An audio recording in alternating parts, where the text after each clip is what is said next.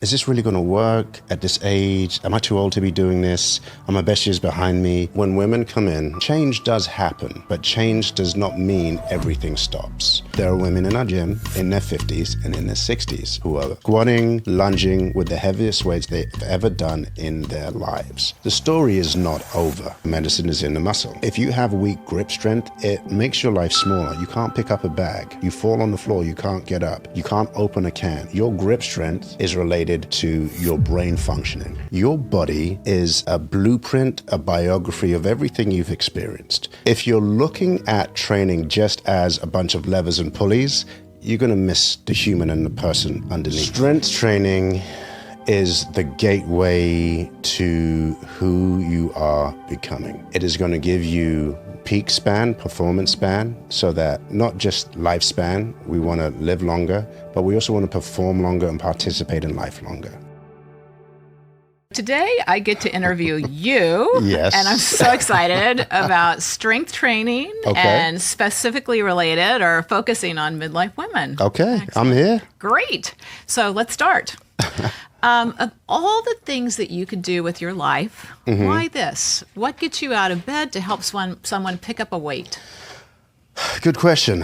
What gets me out of bed? I think that it's less about helping someone pick up a weight, but more about helping them pick up a part of their lives that they may have left behind. Well, that's right? Interesting. Meaning, as a former dancer, I know what physical discipline is and learning to relearn to use the body. As a former minister, I understand that you really have to meet people where they're at, right, in order for them to progress and move forward. So when it comes to this particular population, women in midlife, they are carrying so much. They have parents they're taking care of. They many have kids they're taking care of. They have careers, and they are putting out so much. And many times they're successful and powerful, but in their bodies is where they can feel the least powerful. And so it's giving them back that agency. And look, I've been doing this long enough to see the lights go on when they go on, and women understanding that you're not done yet. This is not the chapter you just manage yourself to the end of your life, right? If you apply these principles, you can change your physicality, but that leads to a change in mentality, a change in confidence, a change in how you approach the world. And so it's not time to slow down on the dreaming, it's time to increase the dreaming, find the next adventure. And that you can access all of those emotional feelings, confidence, you can access through your physicality. And when I see those lights turn on, that's what gets me up in the morning. It's helping women rediscover the image in their minds of who they know they can be as their highest selves. How long does it take before those lights go on? Like how many hours do you need in the gym? How many days? Now that varies. It can be as quick as the first session when someone comes in and they've never been used to activating their core in a way that supports their whole body. It's one of the first things we teach, right?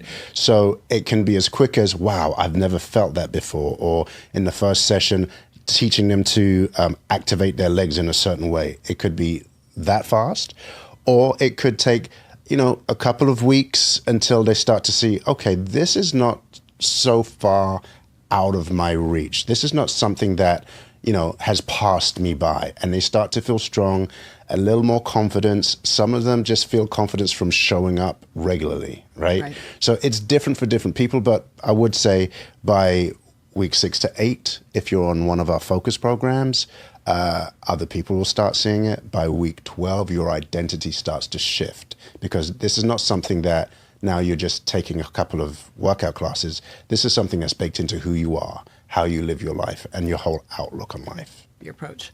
Do you think posture, like I know when we first started working together, you really worked on back and opening up, and I know, chest up is your motto. Right. And so a lot of that's like posture though too, right? Like and that's how you face the world.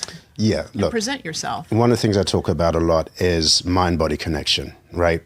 If your posture improves, your confidence improves. If your breathing improves, the way you move through the world improves, right? So chest up, yes, it's a slogan, but it started off as a physical prompt because most people slumped over, were sitting at our desks all day, shoulders are rounded, makes your breath shorter, right? And so chest up is expanding. First of all, if you're in an expanded position, you're more open, but more importantly, that helps you access your core, your shoulder blades roll back.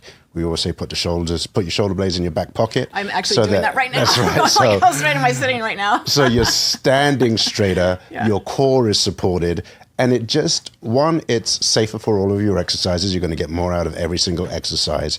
But two, when you're present in your body, when your chest is up, your shoulder blades are back, it signals to yourself and to everybody else a sense of confidence, a sense of strength, a sense of presence, right? And when you put weights on top of that, then it really becomes something that builds through your strength training, but also it gives you a sense of presence, not outward presence, but presence in the moment. And that's where your weight training becomes like a physical meditation because everything is working together. Oh, I love that physical meditation. Let's talk about your philosophy a little bit. If someone stopped you on the street and asked you what you actually believe about training the human body, what do you tell them? What I would say, and where I think people stop, the body is more than just a machine, right? Your body is a blueprint, a biography of everything you've experienced. It's a biography of your doubt. It's a biography of your success. It's a biography of if you've been pregnant, if you've had an injury, if you've come in from a stressful meeting, what's happened over the last 6 months, right? Your body tells that story. And so if you're looking at training just as a bunch of levers and pulleys, you're going to miss the human and the person underneath. And we know that when you move, your body produces serotonin, which gives you joy. It produces endorphins, which takes the edge off of stress, gives you a sense of peace. Endocannabinoids, sense of bliss, gets more oxygen to your brain. You're more creative. Your executive functioning is operating at a higher level, right? All of these things, joy, sense of peace, a sense of control, call them spiritual qualities, call them emotional qualities, whatever you want. But the fact of the matter is they are accessed through your physiology and physicality, meaning that strength training, yes, we can talk about, and we will talk about how it changes your physical body, but it changes you emotionally, it changes you spiritually, if that's a word you're comfortable with, and it's much bigger than just levers and pulleys. And once you understand that, I think it adds context to your whole fitness journey. Yeah, I think you said to me one time, anybody can throw weights around. Right. Right. And that physical meditation, the meditation component of it is so interesting, actually, that concept. Let's talk a little bit about the science. What's actually happening inside a woman's body when she starts lifting? What's happening to her muscle, her bones, her metabolism, her brain?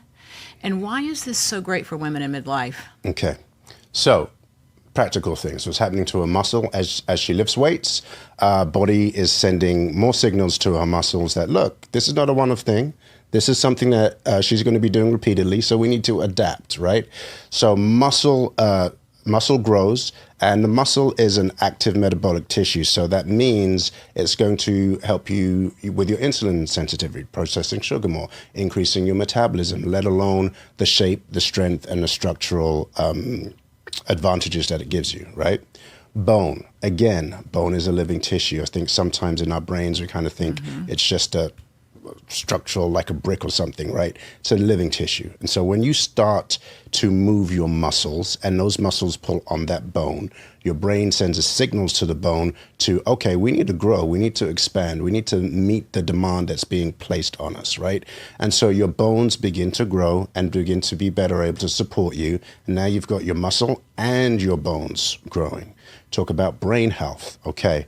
So there's been a lot of recent studies that show the connection between strength training and brain health, right? Grip strength, for instance, has been shown to reduce the incidence of dementia and Alzheimer in those who are aging. continuing to work out, increasing the oxygen that circulates in your system, and we'll talk about that a little later with VO2 max, it again increases the prioritizing function of the brain. You think more clearly, you're more creative as you continue to move your body, right? And then what else did we talk? You said muscle, bone, brain. Metabolism, same thing. So increasing your metabolism, the rate at which your body burns energy. We talked about insulin sensitivity. So the rate at which your body is able to healthily process the sugar in your system, which can also help with, in midlife, it's easier to get, it's tougher to lose the weight around the midsection, right? Metabolic disruption. Metabolic disruption, right? So it helps with that. And if you're talking about losing body fat, increasing the rate at which your body burns energy so you lose body fat all over your body. Let's talk a little bit about the brain-body connection. I mean, the way you train is different than just like machines or just like lifting weights. It's compound. You do a lot of compound movements in your training, right? Talk about compound movements and let's talk about the brain-body, brain-muscle connection and why that's so important. All right, two things. So compound movements are important.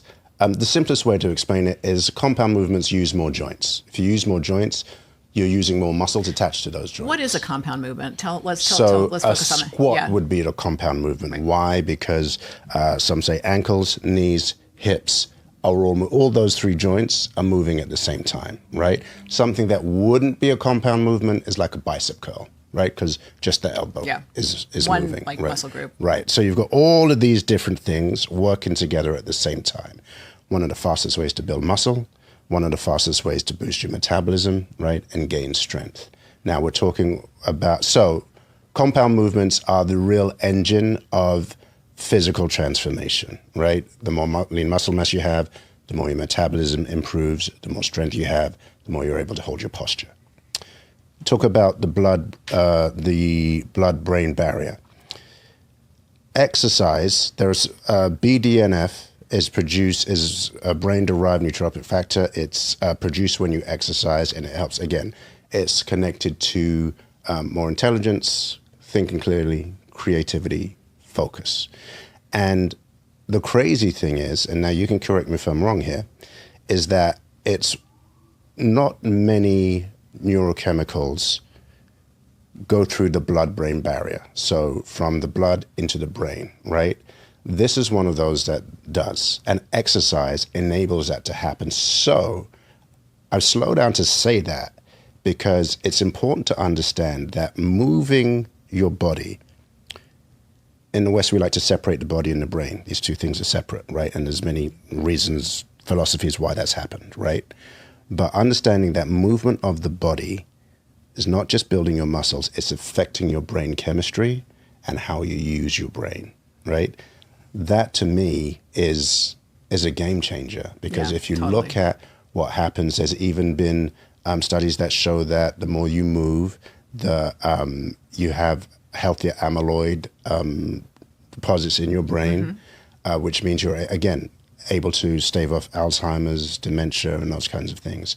So I think those things are especially important as you age and as you look to longevity. Totally. It's I always tell people that one of the reasons I exercise is to grow my brain because BDNF actually grows the brain. Right. It's like that is one compelling reason. The other thing too we didn't really talk about is the immune system too. I mean, for cancer prevention and immune, like that hits home. But again, so immune system is impacted. So much of our physiology is impacted by exercise. It really is medicine. Yes, exactly. Like we say, the medicine is in the muscle, right? So let's talk about midlife women specifically. So many women think that it's too late, they'll get hurt, they'll bulk up overnight, and we're going to talk about that in just a moment. But what is the biggest myth that you spend your life and time dismantling about strength training in midlife women? When women come in, and I see this so many times, they sit down and there's like this kind of question, is this really going to work at this age? Am I too old to be doing this? Are my best years behind me? That kind of, feeling of doubt as to what this process is going to yield. And change does happen, right? But change does not mean everything stops. And so it's, first of all, giving women the understanding that no, change is entirely possible. And in our studio in particular, we have seen women in their midlife health be in the best shape of their lives. Now, Totally believe that. And some people hear me say that and they think it's hyperbole. You've been in best shape. No. Yeah. There are women in our gym who are doing pull-ups for the first time, right? Right here, right? In their 50s and in their 60s. There are women in the gym who are squatting, lunging with the heaviest weights they've ever done in their lives. So the story is not over. And that leads me to your next point, because now I've said that, and some women are like, lifting the heaviest weight I've ever lifted in my life. Am I going to bulk up? Am I going to get, overly muscular? Here's the thing. And we've talked about this before. We really have to try and put a pin in this idea that lifting weights is going to make you bulky, especially for women in midlife. Two things. If you've ever experienced it, let me tell you what's happening. For sometimes I've had women come in, start training the first 2 weeks. They're like, oh, I'm getting bulky, and stop. What more than likely is happening is you're working out, there is more water and more inflammation in your system in the first couple of weeks, which will dissipate the more that you train. And so they feel like, oh, I'm getting bulky. No, that's the first part of it. That would be magic. Right. That would be, that doesn't happen in a couple of weeks. Right. So that's the first part of the process. Just let's slow down and trust the process beyond those first couple of weeks.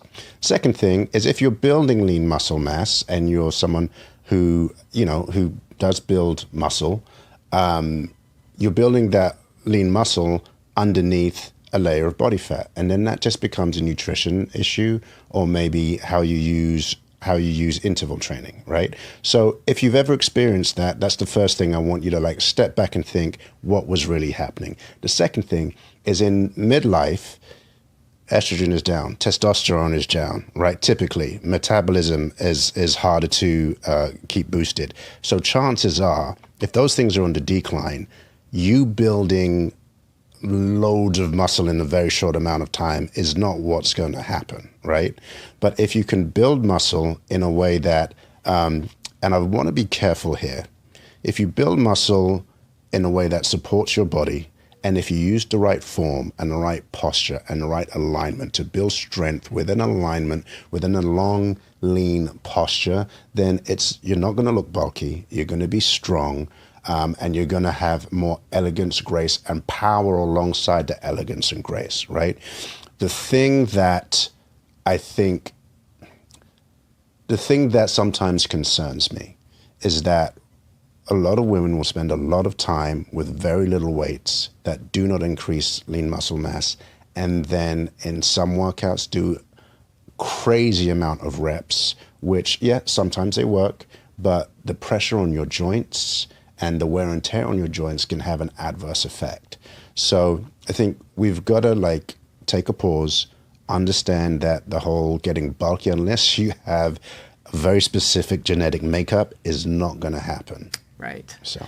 And also, too, I think it's, and correct me if I'm wrong, it's training specific muscle groups also, because Salim in your gym taught me that, you don't want to build up your traps too much, because that's how you get a big, thick neck. Right. So I'm like, no traps, no traps for some things, right? So, because I can get a big neck, right. So I don't, I'm so glad you brought that up.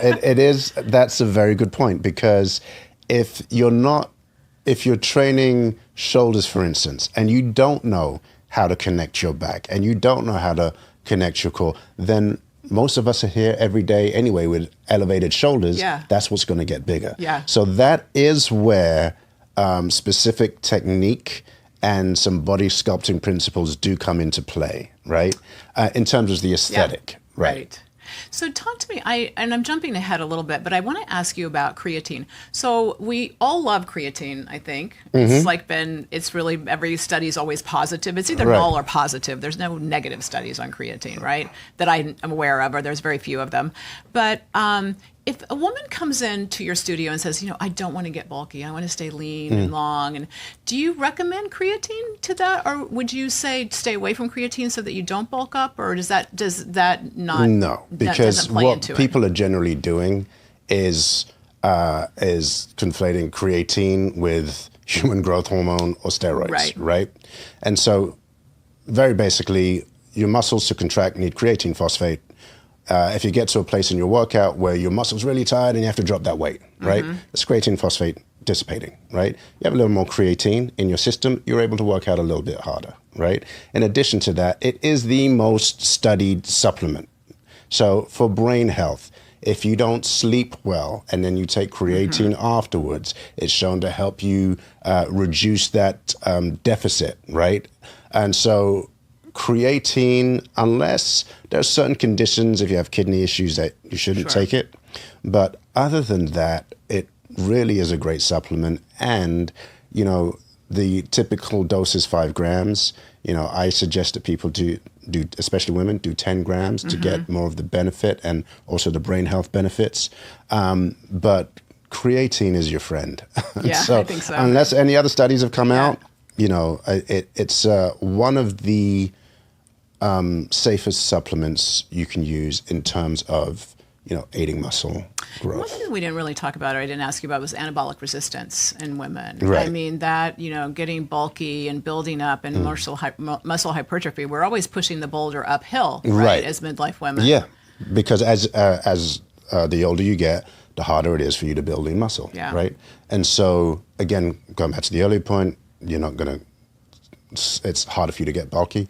But yes, that's why strength training is so important, because we know that we've talked about the benefits of muscle, but the decline in the ability to build muscle over time is one of the things that is detrimental in menopause. So you do have to be specific and intentional about the way that you build it. And that specificity encompasses many things. To your last point about Salim saying, don't build with the shoulders, right?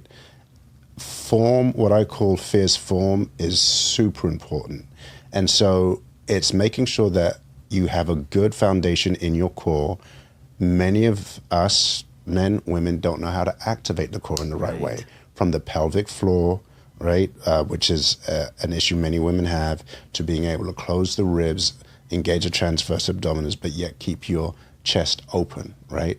So it's about training with a certain specificity and understanding how the alignments stack up. So you do build a body, but that is aligned, that is strong, able to function in the world. And when you look at those type of bodies, because at our studio we do have a particular kind of aesthetic, they look great in clothes. Yeah. They look, they move with more ease, right? And it's not just about the strength, it's about how you move through that motion. So, like I said, you said you can throw weights around. Yep, you make some progress. But if you do it in the right way, in the right form, what we call fierce form, then you're really building an elegant, strong, powerful machine. So just define for me fierce form. Fierce form fierce is like a dance phrase. I used to be a professional dancer, right? Form is the posture and the alignment. So it's a fierce attention to the right posture and alignment. Sometimes you can take the weight down. You can do the movement slower. In fact, if you control the negative part of a movement, or that's when you're lowering the weight as opposed to lifting the weight, it's shown to increase your joint strength. So if you're doing movements with more control, more focus, body sense, which is embodied cognition, which has shown that the more you are paying attention to the movement that you're doing, it increases that brain-body connection, and it helps the refinement and the change of the musculature happen faster and in a more safer way. If you're doing all of those things, that's fierce form.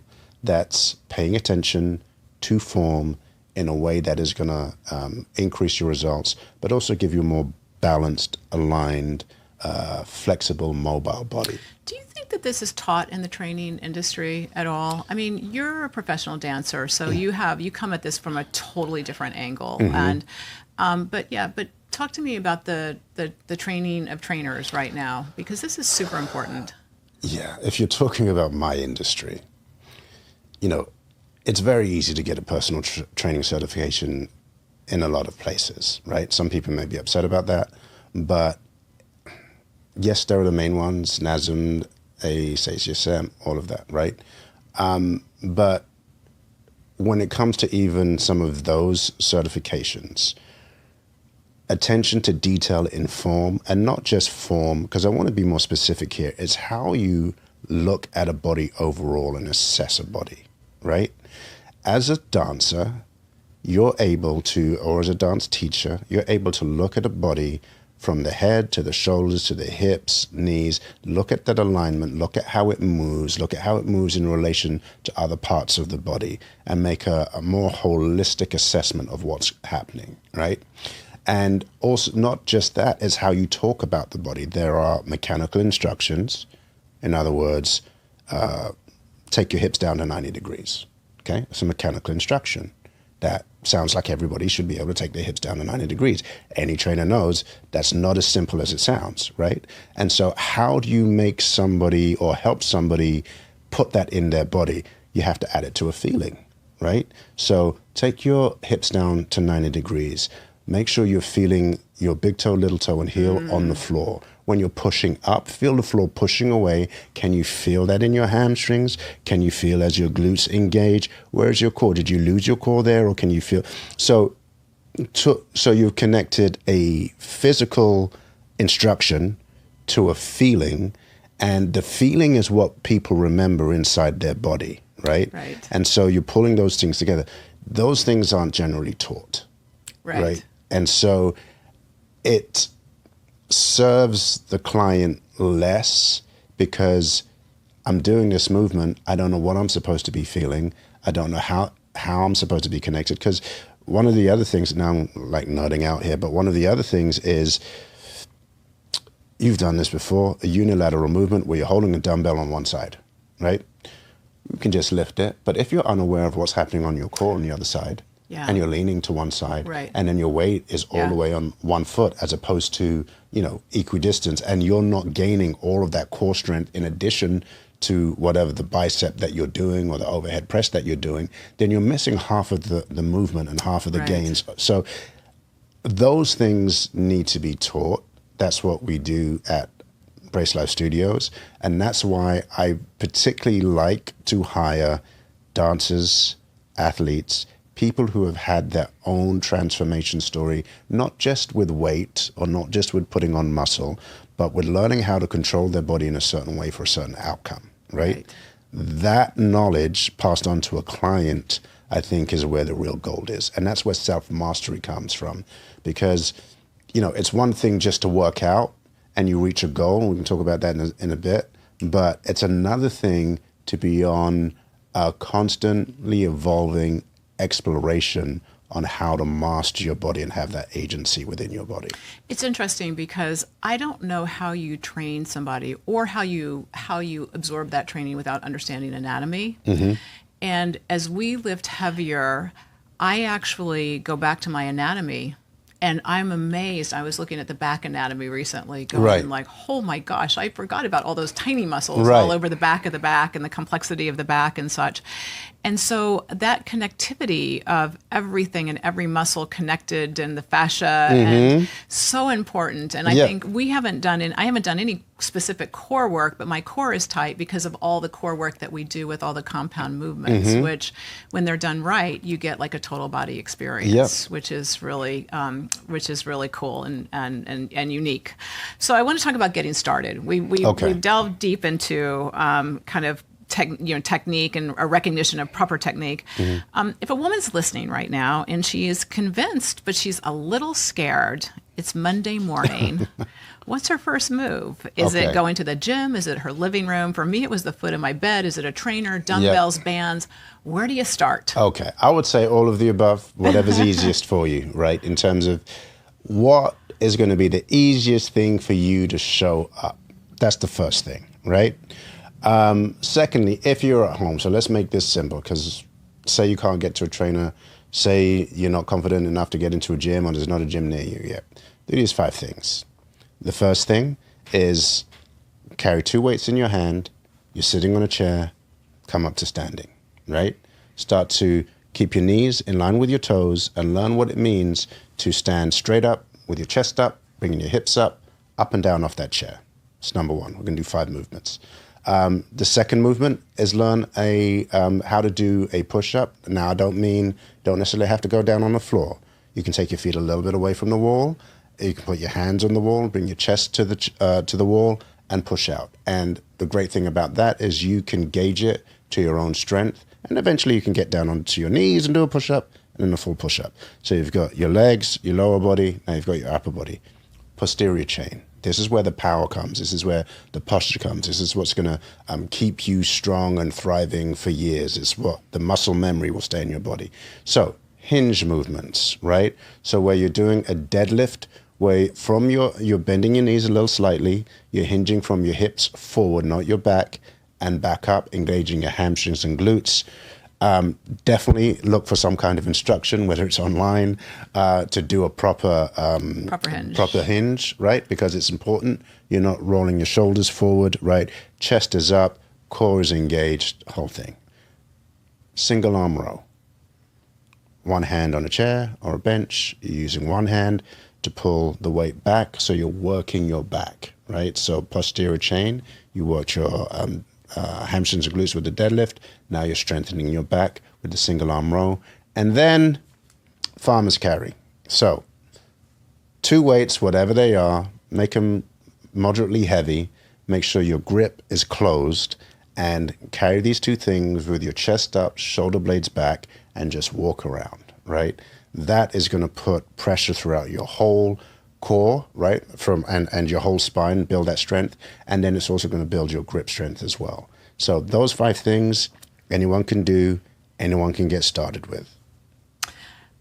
So we need to write that down somewhere for people just Right. to get started. Because once you get started, the everything gets turned on, Yeah. and you want to do more. Yeah. So let's talk about doing more. Okay. So once a woman has a base, how do you know when to push her more? Okay. And how do you turn up the volume without breaking somebody? Okay, good question. Now, I'll talk about the negative first, and we'll talk about how that gets done. So you don't want to push somebody to the point where they feel broken or frayed, or the no pain, no gain, like thing of the 80. No, we're not doing that, right? If you're feeling that you can't recover, if you're feeling that your muscles are so sore that you can't move, or you're so energy depleted, right? Something's not right there, right? That's not what we're looking for. Soreness is okay. Little fatigue is okay. So in terms of progression, the simplest way to think about it in terms of muscle building, you want to pick weights that you can do between 8 and 10 reps, right? So if you're picking a weight, let's just say you're doing a bicep curl and you can do 8 to 10 reps. Where do you start with that? Is that like 2 pounds, 5 pounds, 10 pounds? Depends on the individual. Yep. Some people might start 2, 3, 4, 5. Whatever you can do, test where you feel like between 8 and 10 reps, that's about it, right? You continue doing that, and then when you've done one session where you can do 12 reps with the same weight, and then you do it again, so 2 sessions with 12 reps at the same weight, then you're ready to step the weight up, right? And then you start the process again, 8 to 10 reps. You do it long enough so that you can go to 12 reps, and then you increase the weight. So for upper body, you can increase the weight, 2, 5 pounds, right? Lower body, 5, 10 pounds, right? And then you begin to start to become body literate. You understand what's going on with your own body, where you are, and how to progress. And write that down somewhere too, so you know where to start. Yes, exactly. Not guessing each time. So let's get really granular, more granular, in terms of the weekly breakdown. So we've talked a lot about strength training, but aerobic exercise is important. Yes. And let's talk a little bit about HIIT. So when you're setting up a program for a midlife woman, she's starting out, now she's coming to the studio regularly. How do you break down what's pure strength training, what's aerobic training? Is there aerobic training incorporated in strength training? Where do you add in HIIT? How do you do that? Like, what is your process for this? Okay. So what I like to do for, let's just say, general population, because we do tailor it to specific people. I generally like 3 days a week. of strength training, total body. Why? Because at least if you're doing total body 3 days a week, your muscles and your body is learning how to engage those things every single time, and you progressively get better. If you split those up and you miss a day, right, then your brain is not learning those mechanics. And also, you get the sense of, oh, I worked everything today. There's a sense of accomplishment, okay? So 3 days a week for strength, 2 days a week is minimum. I would say for maintenance, really want to be at 3 days. Now, in between those, you can add light cardio, especially after a meal, especially if you want to trying to regulate your sugar, especially after a meal, you go for a walk or run, Peloton, whatever you have. And another day of either mobility or something like Pilates or yoga or something that just keeps your body moving and your muscles engaged. You definitely want 1 to 2 days of recovery or rest. You talk about HIIT. HIIT specifically for women in midlife, you don't want to add it to every single session. Tell us what HIIT is. HIIT, high intensity interval training. So it's a short burst of intense activity, running, jumping, punching, right? Followed by a shorter burst of either rest or active rest. So you're just moving a little bit slower, right? So it has been shown, especially some combinations, to improve your cardiovascular health quickly, burn fat quickly, and it's short enough, it's intense, but short enough that it doesn't damage the body. Now, if women in midlife usually have more stress, and women in general, everybody in general. So if you are always doing HIIT and overdoing HIIT, it's going to increase your stress response, your cortisol, which is not what we want, let alone if you're doing these intense activities over and over again, joint issues, that kind of thing. But if you can do 1 or 2 short bouts per week, that is going to be great for a woman in midlife. And, you know, one of the perks, especially of something like Tabatas, is probably one of the most intense. 20 seconds of intense activity, 10 seconds of rest, 20 and 10. Has been shown to boost lean muscle mass production, oxygen capacity to the lungs, and a boost of metabolism faster than any other interval intervention. So there's definite benefits, but you don't want to be doing it all of the time. So how do you do HIIT? I mean, is it like kettlebell swings? Is it intense running and walking, or what just anything that gets your heart rate up? And yeah, what we try to do is use exercises that are recruiting muscles so you're still building on that strength. Kettlebell swings, right? Going to raise your heart rate using your legs, your hamstrings, glutes, back. Punches, right? Mm-hmm. More upper body, but respiratory is up. Mm-hmm. Have people on the elliptical, move as fast as you can. People on a bike, move as fast as you can. Football runs, mountain climbers, anything that you can do with speed. So what we do typically when we do our more intense classes is we'll pick 4 of those exercises. Football runs, mountain climbers, punches, high knees running on the spot, right? And you repeat, whether it's 20 seconds on or 40 seconds on, you repeat those one after the other and then do them again, right? Yep. So. And the session should be how long? Well, if you're doing Tabatas, that's typically 4 minutes, okay, right? If you're doing 40 seconds and 20, which is tougher, right?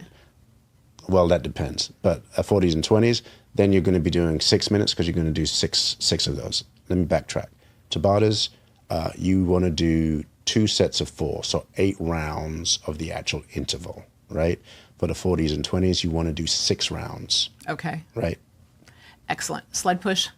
Sled push. Yeah, you keep coming back to that sled push. Yes, it can be if you're pushing fast and hard enough.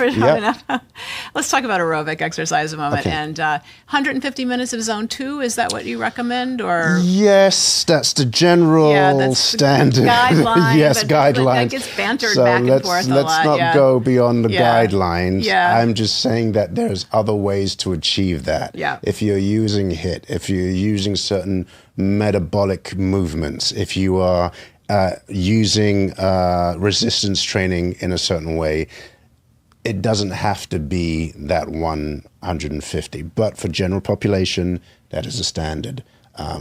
But there are ways to get there. Can you strength train every day? Do we need rest in between You sessions? absolutely need rest in between. So rest and recovery is where the growth and the strength happens. That's where your body is, because think about it. When you're building muscle, right, you're tearing it a little bit, allowing it to heal and grow. So you build, you tear, heal, grow, tear, heal, grow. If you don't allow it to heal, then eventually, you know, your muscles are working against themselves. Also, that can lead to injury or all kinds of things. So I do suggest that people get 2 days of recovery per week. Some people can handle it on 1 day. And when I say, and let me clarify that, you know, when I'm saying if it's 1 day, some of those other days should be the light walking or the cardio or the Pilates, right? But 3 days of strength training is good. 4 days is great as well. But do make sure you're getting that recovery. And that recovery can be active recovery. You Yes. can do some zone 2 in that recovery. And then sleep is super important to that recovery, right? Okay. Talk to me about sleep a little bit. It seems to be I need to it's talk to so myself about sleep. The elusive sleep. Look, that's where the healing happens, Yeah. right? And you want to get 7 to 8 hours of sleep. You know, there are different theories about the 7 to 8 hours, but study after study, generalization after generalization comes back to 7 to 8 hours of sleep. That's going to help boost your metabolism. That's going to help take down the cortisol levels, right? That's going to help you show up to your workout, to your life more rested and able and willing to give your best. So I preach it. I need to own it a little bit more. But at the same time, it's good to be always mindful of it, and especially in this culture in New York where you're like, go, go, go, go, go.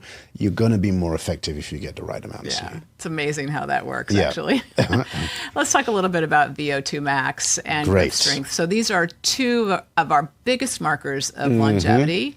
And they're like words that a lot of women really haven't heard, actually, or don't know. So explain to us what VO2 max is and what grip strength is and why they're so important. I'm glad you're asking this question, and I'm going to try to make it as understandable as possible.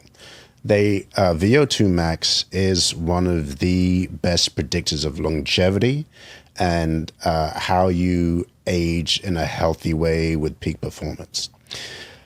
Our bodies need oxygen for everything. Movement, heartbeats, healing, focus, we need oxygen, right?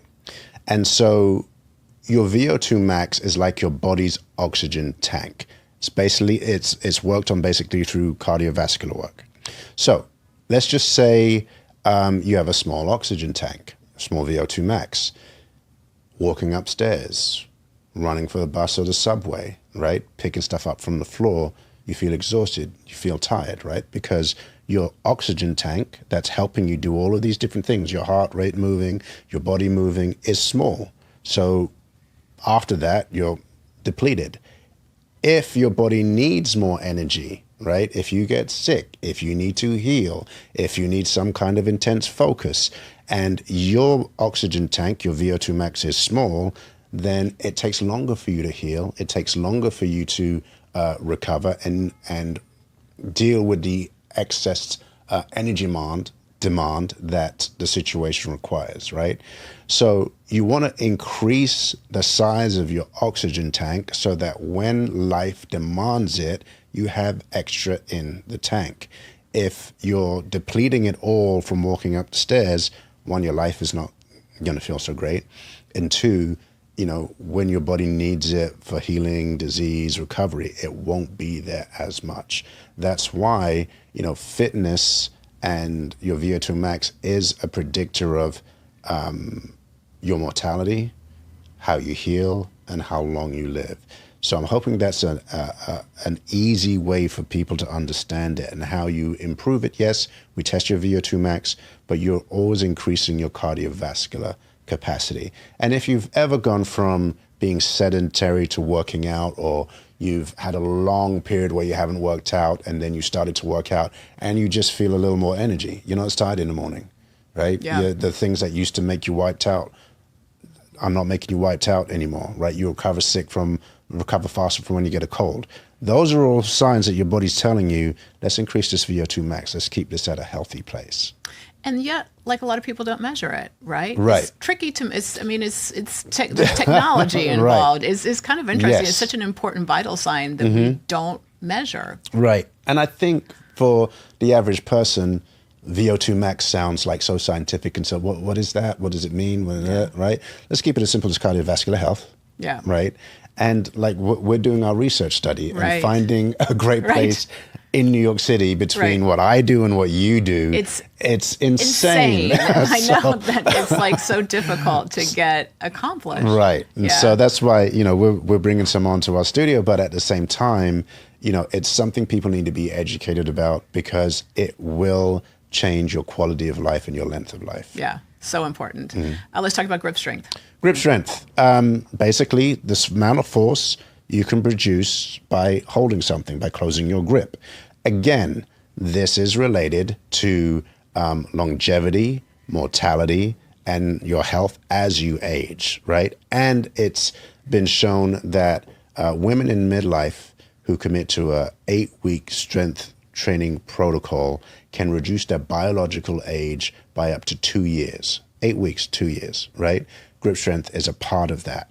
It's also been shown to, the stronger your grip is, the less likely you are to have dementia. So your grip strength is related to your brain functioning. Now, why? All right. Is it just because you're doing hand exercises? No.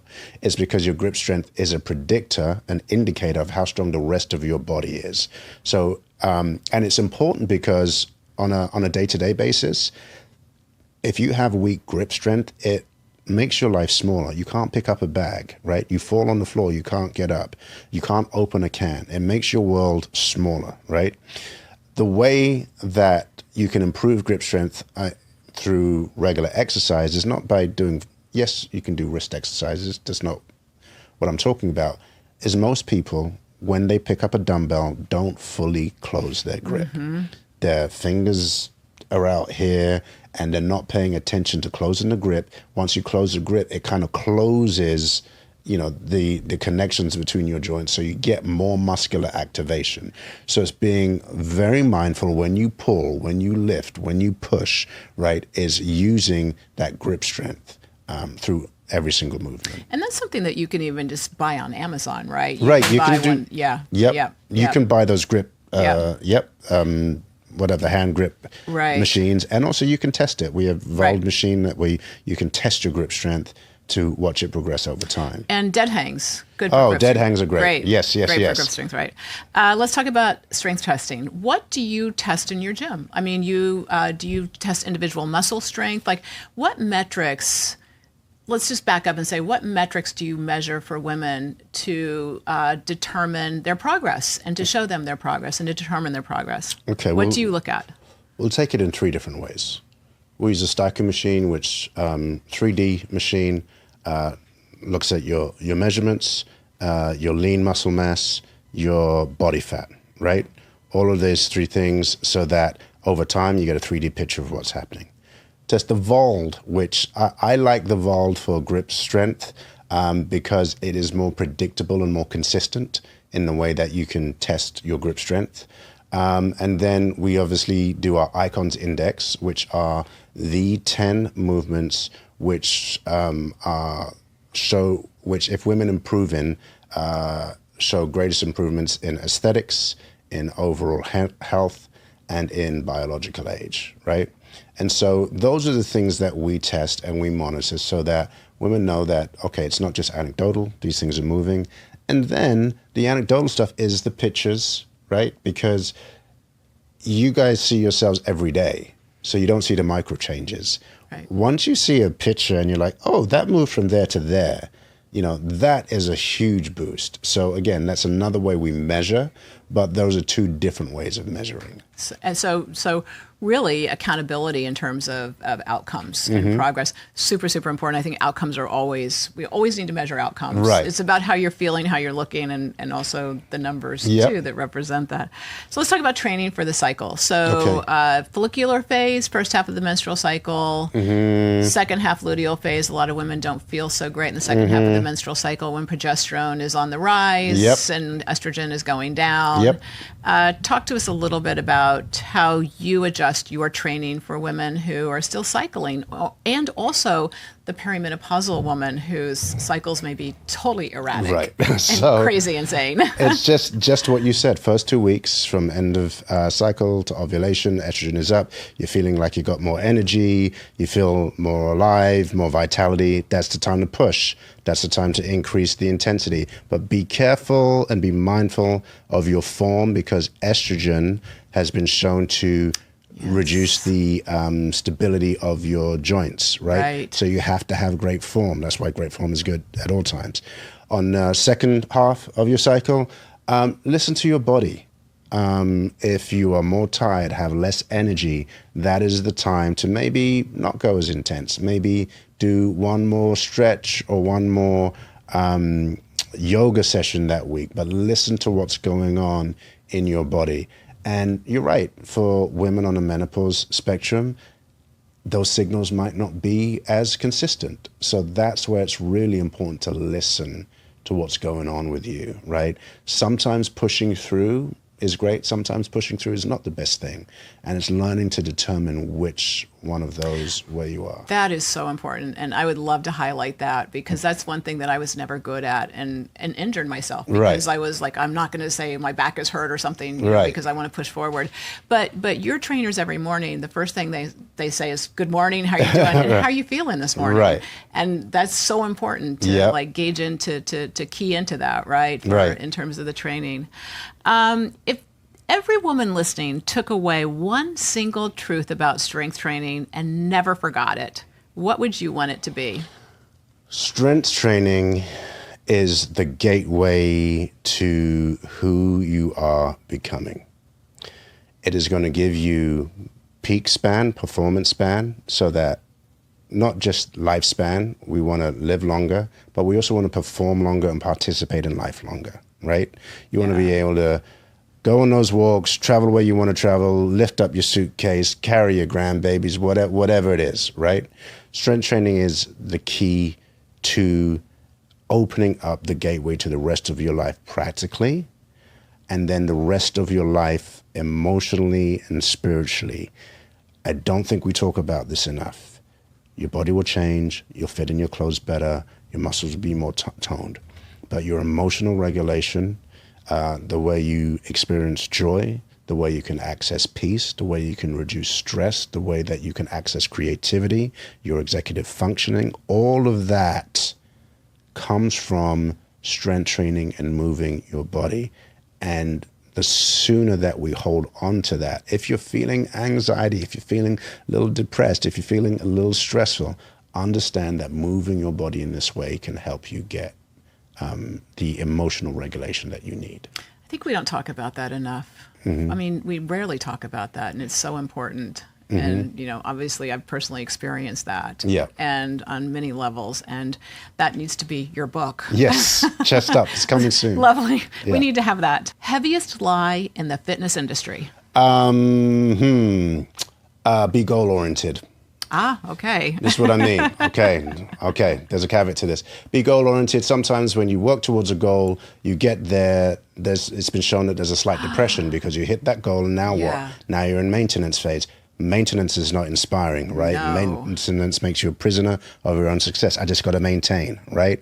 So be life-oriented, meaning keep exploring, keep evolving, right? Keep elevating and enlightening, and then do the cycle over and over again. That way it's a spiral up. There's a reason you're like a life guru. I'm like crazy. That's so interesting and so smart.